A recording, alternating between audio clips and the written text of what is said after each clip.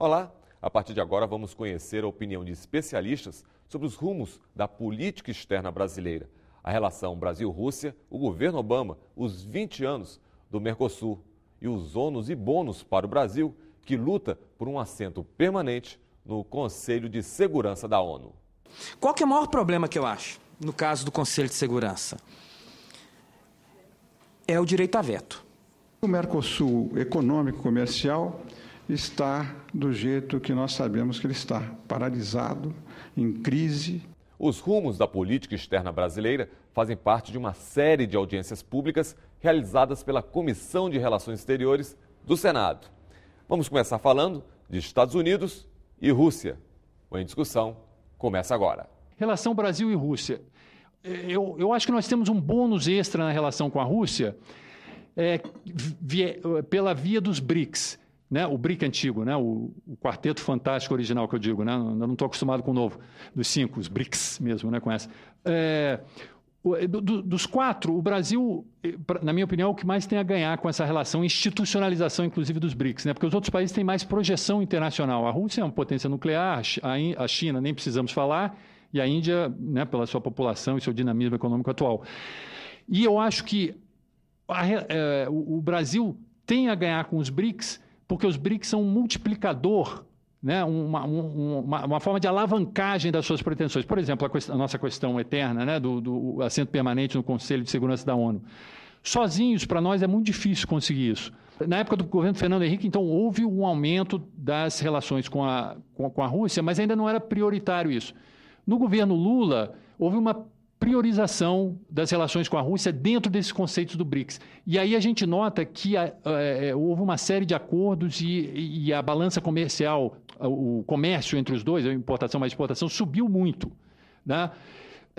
O que eu me coloco aqui se vai continuar isso, né, com a mudança, seja a mudança do partido que está no governo, ou mesmo com a mudança de governante, porque o nosso histórico de relações com a Rússia é que depende muitas vezes de governantes, diplomatas individuais. E se estabeleceu desde 2000 a chamada doutrina de esfera de influência. O Putin estabeleceu uma zona de influência, ou seja, a União Soviética não podia mais ser um polo de poder que contrabalanceava os Estados Unidos, portanto, ela estabeleceu uma zona vital, que são fundamentalmente a região das ex-repúblicas soviéticas e também os países do leste europeu.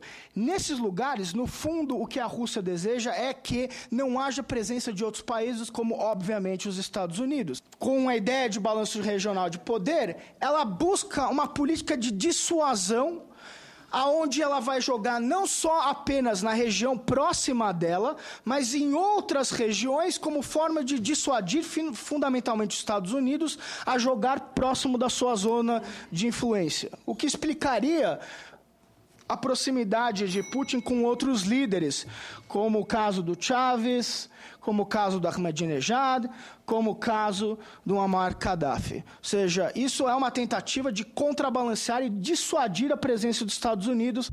O apetite dos países, incluindo o Brasil, China, países que querem se tornar ricos, que querem ser tão ricos quanto o Ocidente, que querem aumentar a qualidade da vida de seus cidadãos por qualquer razão que seja, eles estão, infelizmente, são países ressentidos, que sentem que eles não vão conseguir.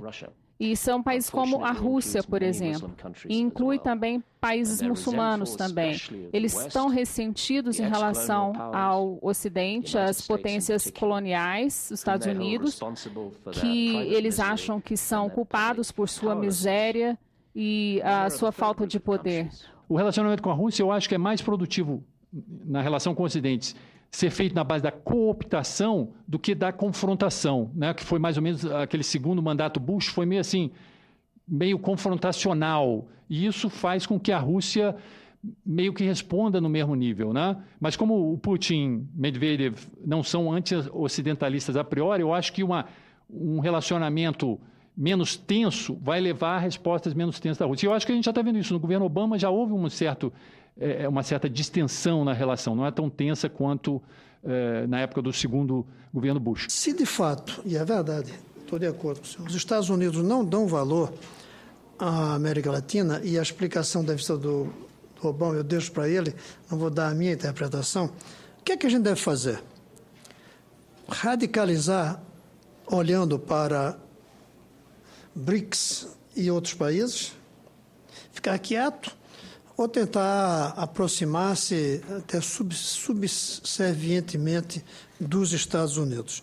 Então, como é que a política externa brasileira deve ser orientada, tendo em vista que nós, a América Latina, não é um problema que incomode, que preocupe ou que chame a atenção dos Estados Unidos? O senhor falou, fez uma referência da pouca relevância que, não tendo problemas e contenciosos na América Latina com os Estados Unidos não têm dado à América Latina muita importância. Nessa relação talvez mais econômica e estratégica até. Porque Obama veio ao Brasil, então, né? Se nós, e o Brasil é importante, temos liderança no Mercosul, qual foi o motivo dessa? Foi uma mudança de conceito? Foi uma nova tentativa de um novo relacionamento? Há possibilidade nisso? A América Latina realmente não é uma área de grande prioridade, mas isso não é uma questão... muita gente reclama disso, mas de fato a América Latina é hoje considerada, inclusive por várias organizações não governamentais, como uma das áreas mais pacíficas do mundo. Claro, que sempre se fala em que o governo dos Estados Unidos vai reeditar algum tipo de política para a América Latina, como foi a Aliança para o Progresso de Kennedy. Então, depois da Aliança para o Progresso, não houve mais nenhuma política para a América Latina de caráter abrangente. E Obama, aparentemente, teria essa intenção, mas na prática, Obama não tem política para a América Latina. E essa questão da viagem que veio ao Brasil, El Salvador e Chile, né? Não foi uma viagem muito planejada, foi um pouco uma necessidade de dar uma resposta a essa discussão de que Obama não tem uma política para a América Latina.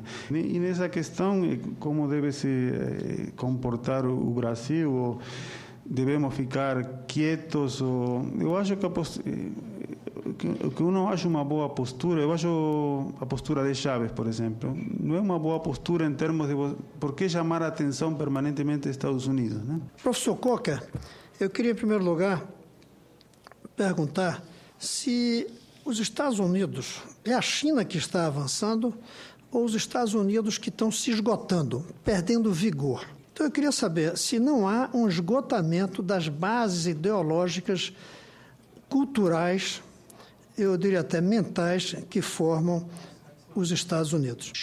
O choque de que aconteceu alguns anos atrás é extraordinário. Para perder 1/5 da sua riqueza nacional em 9 meses, se você olha para trás, quem que é o inimigo número 1 dos Estados Unidos? Era o Bin Laden ou Alan Greenspan? Eu diria que os historiadores o verão, o Alan Greenspan, como homem...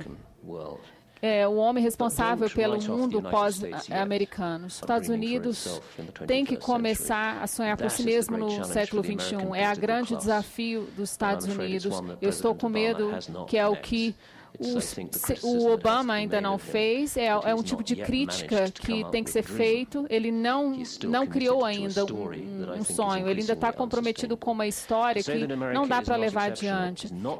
No próximo bloco, o Brasil quer ser membro permanente do Conselho de Segurança da ONU. Quais as vantagens e desvantagens? A gente volta em instantes.